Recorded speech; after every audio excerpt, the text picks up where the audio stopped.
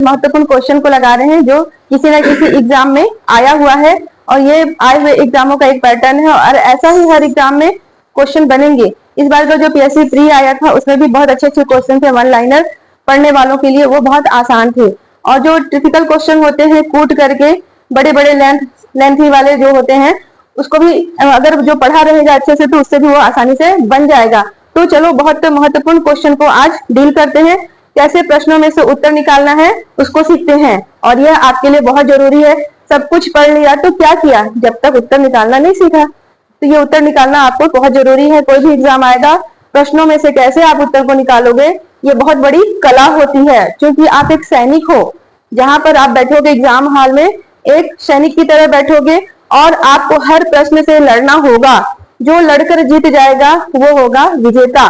तो आपको हर प्रश्न में लड़ना है। पढ़े हुए को जरूर बनता है ये सब चीजें, पढ़ा हुआ इंसान बना लेता है क्वेश्चन को। तो चलो देखते हैं क्वेश्चन को कैसे डील करना है।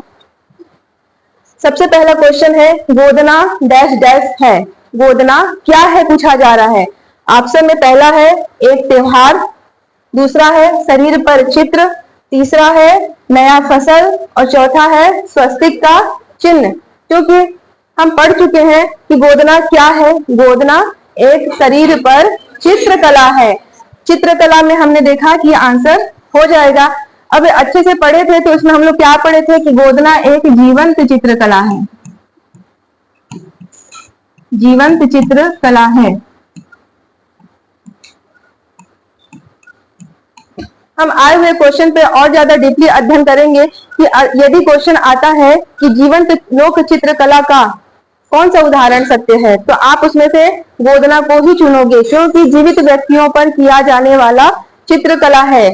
चित्र बन रहे हैं उसमें, जीवित व्यक्तियों को बेद बेद कर हाथों पे, पैरों पे, गले में, पीठ पेट में देख रहे हो सब जगह। उनको गोदना का बहुत ही रिवाज है और बहुत ही इंटरेस्टिंग उन लोग इसको करवाते हैं। तो जीवंत चित्रकला किसको बोलते हैं, गोदना को बोलते हैं।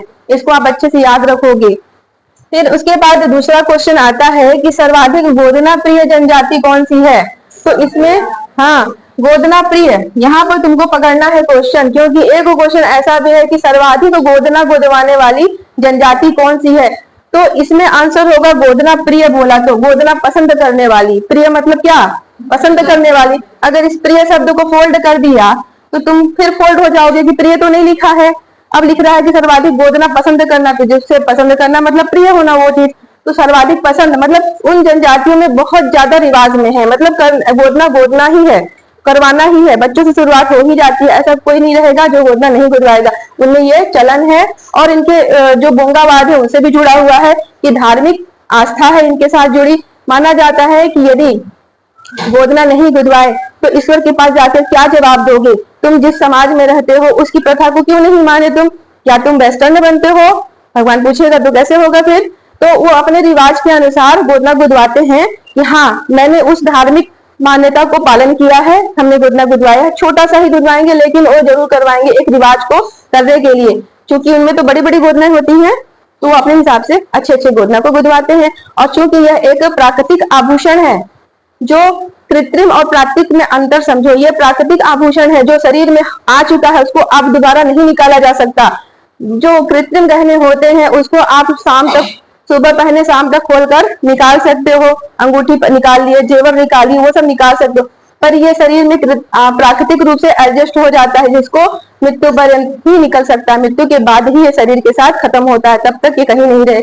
ईश्वर के घर जाकर इन्हें अपना बताना है कि हाँ, हम गोदना गुदवाए हैं करके। तो कितना प्रिय है, सोचो, रिवाज है उनके में। तो ये गोदना प्रिय को याद रखेंगे कि बैगा जनजाति होती है, कमार नहीं होगा।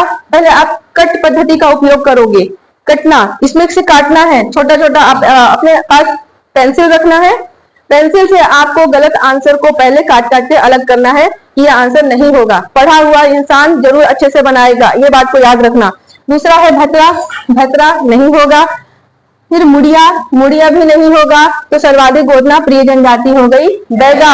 बैगा में बहुत अच्छा रिवाज है कि बहुत इनको प्रिय माना जाता है, बहुत लाइक किया जाता है, बहुत पसंद किया जाता है। और यहीं से आकर जो प्रोफेशनल लोग आज बना रहे हैं, वो कोई इस जनजाति का ना होते हुए भी फिर भी वो प्रोफेशनली हो गए हैं। लोग काफी इंटरटेनमेंट तरीके से बनवा रहे हैं, वो भी नहीं मिटता है जल्दी। अब आगे देखते हैं क्वेश्चन, गोदना गोदने वाली अनुसूचित जनजाति कौन है। यहाँ पे बोल रहा है कि कौन सी ऐसी जनजाति है जो गोदना गोदने का कार्य करती है। प्रश्न को इधर करे या उधर करे समझना है आपको कि पूछ क्या रहा है। गोदना गोदने वाली अनुसूचित जनजाति कौन है। पहला है ओझा। ओझा को हमने देखा था है, पर मान लो जिसे थोड़ा बहुत ज्ञान है, अच्छे से ज्ञान नहीं है, गदबा को काट दो। नगेसिया नहीं होगा, खरिया नहीं होगा। हमने पढ़ा था बहुत अच्छे से कि ओझा जनजाति गोदना गोदने का कार्य करती है।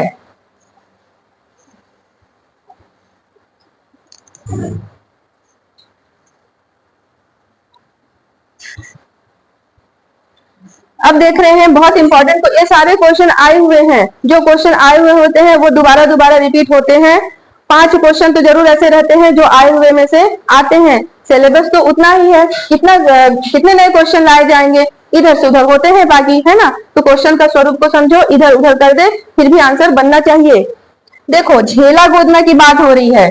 झेला गोदना किस जनजाति की महिलाएं अपने शरीर पर बनवाती हैं। झेला गोदना किस जनजाति की महिलाएं अपने शरीर पर बनवाती हैं। तो इसमें देखो हलवा नहीं होगा, परजा नहीं होगा, कमार नहीं होगा, क्या होगा, बैगा होगा। तो काटने की पद्धति, आंसर गलत आंसर को रिफाइंड करना है, काट कर उसको अलग करना है। इसमें पेंसिल का सहारा लोगे, एग्जाम हॉल में पेंसिल का सहारा लोगे, क्योंकि पेंसिल मान लो तुमने कुछ गलत लगा दिया जल्दबाजी में तो तुम्हें वो मिटाते बनेगा, फिर तो तुम सही टिक पर जाओगे। गोल टिक लगाने से पहले, ऐसा टिक लगाया जाता है एग्जाम में, तो गोल टिक भरने से पहले आप यहाँ पर रफ कर लोगे पूरा कार्य। अब देखो ये जो झेला गोदना गुदवाती हैं, ये होते हैं बैगा जनजाति की महिलाएं होती हैं। देखो बैगा जनजाति में जो भी गोदना गुदवा रहे हैं तो वहां पे झेला जाति की महिलाएं आती हैं। तो हम देखे थे कि बैगा जनजाति में झेला जाति के द्वारा जो गोदना गुदवाया जाता है उसे ही कहा जाता है झेला गोदना। इस लाइन को अच्छे से याद रखोगे। अगर ये फिर किसी फॉर्म में आ जाए कि झेला गोदना क्या है और 4 उसका आंसर रहे तो इसमें भी आपको बन जाना चाहिए। ये ऊपर से नीचे ही तो हुआ, कोई नई बात तो हुई नहीं।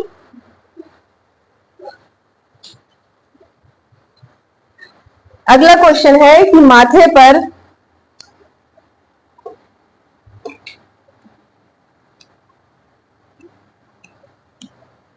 अगला क्वेश्चन है माथे पर गोदना किस जनजाति के द्वारा गुदवाई जाती है, उसकी विशेषताएं हैं। मतलब माथे पर गोदना किस जनजाति की विशेषताएं हैं। पहला है मुरिया, बैगा, कमार, बिंझवार। तो पहला है मुरिया, नहीं होगा। बैगा होगा, कमार नहीं होगा, बिंझवार नहीं होगा। तो हमने देखा था बैगा जनजाति में माथे पर वी आकार का गोदना गुदवाती है और इसके आगे बाग इधर कुछ भी अगल बगल और भी थोड़ा सा करवाएंगी, पर मेन होता है ये वी आकार का। वो हमारे लिए वी आकार है क्योंकि हम पढ़ने के हिसाब से वी आकार बोल रहे हैं। उनके लिए कोई चित्र होगा, पूर्वजों का लिया हुआ कुछ चित्र होगा जिसको ये ऐसा बनवा रही है और ऐसा हर महिलाएं बनवा रही हैं। इनमें जो रिवाज है कि वी आकार का चित्र बनवा रही हूँ, हर महिलाएं बनवा रही है। आप यदि कवर्धा के बेल्ट में जाओ, राजनांदगांव, महिला मानपुर के पूरे उधर का जो बैगा बेल्ट है ना, वहां पे जहाँ बैगा रहते हैं वहां जाओगे और आपको अचानक वी आकार दी जाएगा तो बोलना नहीं कि कोई वो दूसरे ग्रह के प्राणी है। नहीं, ये हमारे खूबसूरत से बैगा जनजाति की महिलाएं हैं और इनमें जो रिवाज है उसका पालन कर रहे हैं लोग, तो उसको पहचान लोगे देखते साथ ही। तो ये वी आकार की विशेषता है। छत्तीसगढ़ के जामगला गांव की महिलाएं अपनी गोदना कला के लिए प्रसिद्ध हैं। जामगला गांव किस जिले में है। चूंकि जामगला गांव छोटे छोटे गांव है, जिसको नहीं समझ पाए होंगे, तो इस क्वेश्चन का पूछने का उद्देश्य है कि जो जामगला गांव है वहां पर भी गोदना बहुत प्रसिद्ध है। ये जामगला गांव कहाँ पर है तो तुम्हें पता हो जाएगा अब ये कहाँ पर है। ये है सरगुजा जिले में है। सुने हो सरगुजा जिले में होगा, कहीं पर खोज लेना।